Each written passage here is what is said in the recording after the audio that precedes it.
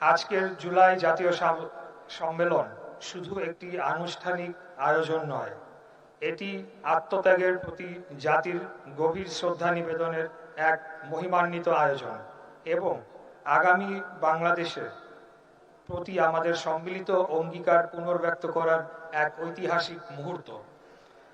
একটি জাতির জীবনে কিছু দিন আসে যা শুধু ক্যালেন্ডারের একটি তারিখ নয়, কিছু দিন আসে যা ইতিহাস হয়ে যায়, কিছু দিন আসে যা প্রজন্মের পর প্রজন্ম মানুষের বিবেককে জাগিয়ে রাখে। জুলাই তেমনই একটি নাম।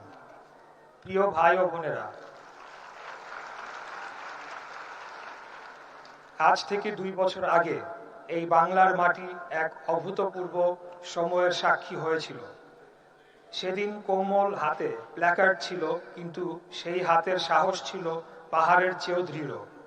সেদিন বুক ছিল নিরস্ত্র, কিন্তু সেই বুকের ভেতরে ছিল স্বাধীন মানুষের অদম্য শক্তি। সেদিন রাস্তায় শুধু মানুষ ছিল না, রাস্তায় নেমে এসেছিল একটি জাতির বিবেক।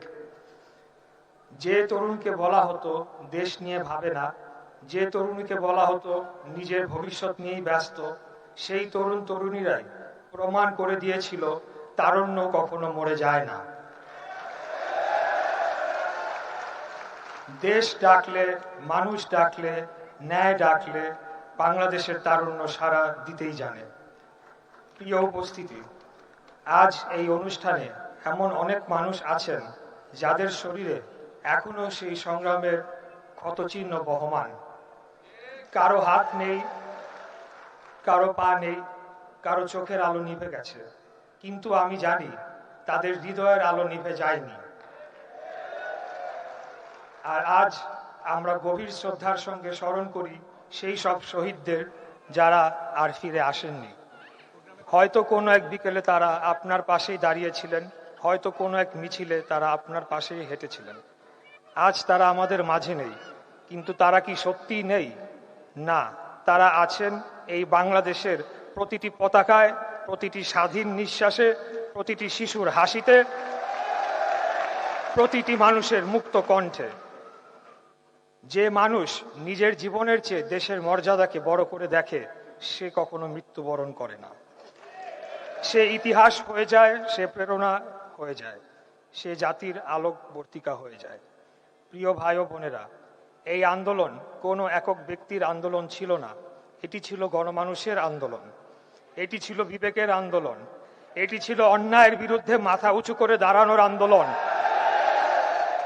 এখানে ছাত্ররা ছিল, এখানে শিক্ষকরা ছিলেন, শ্রমিকরা ছিলেন, রিক্সা চালকরা ছিলেন, ক্ষুদ্র ব্যবসায়ীরা ছিলেন, স্কুল পড়ুয়া শিশুরা ছিল, মা ছিলেন, বাবা ছিলেন, আর ছিলেন কোটি কোটি সাধারণ মানুষ যারা বিশ্বাস করেছিলেন একদিন বাংলাদেশ আরো ভালো হবে।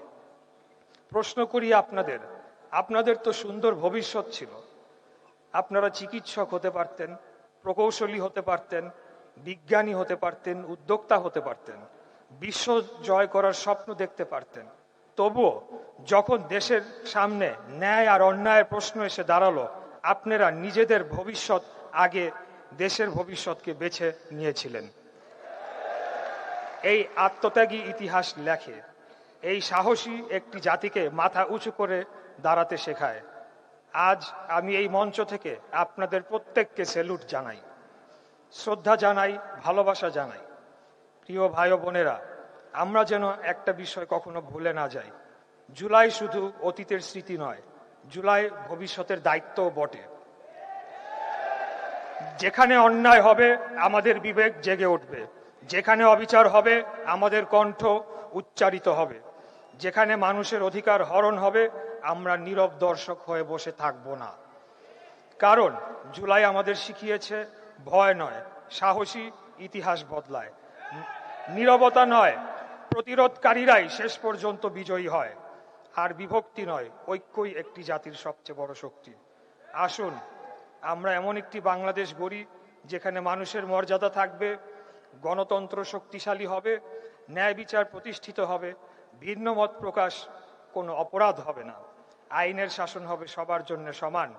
পৃথিবীর মানচিত্রে স্বাধীন দেশ হিসেবে আমরা মাথা উঁচু করে সদর্পে বসবাস করব। এই হোক আমাদের অঙ্গীকার, এই হোক জুলাইয়ের প্রতি আমাদের সত্যিকারের শ্রদ্ধা। আল্লাহ তাআলা আমাদের সবাইকে সত্য, ন্যায় এবং ইনসাফের পথে অটল থাকার তৌফিক দান করুন। ৭১ থেকে ২৪ আমরা বারবার প্রমাণ করেছি আমরা বীরের জাতি, আমরা জালেমের বিরুদ্ধে এক হই এক লড়াকু সেনাদল হিসাবে। কবি নজরুল ইসলামের বিদ্রোহী কবিতার একটি অংশ থেকে আমাদের আগামী দিনের অনুপ্রেরণা নিতে পারি আমরা। মহাবিদ্রোহী রণক্লান্ত, আমি সেই দিন হব শান্ত, যবে উৎপীড়িতের ক্রন্দন রোল আকাশে বাতাসে ধ্বনিবে না, অত্যাচারীর খর্গকৃপান ভীম রণভূমি রণিবে না। পরিশেষে আমাদের প্রাণপ্রিয় নেতা আজকের মাননীয় প্রধানমন্ত্রী দেয়া একটি স্লোগানের মাধ্যমে আপনাদেরকে এই সম্মেলনে স্বাগত জানাচ্ছি। দিল্লি নয়, পিন্ডি নয়, নয় অন্য কোনো দেশ, সবার আগে বাংলাদেশ।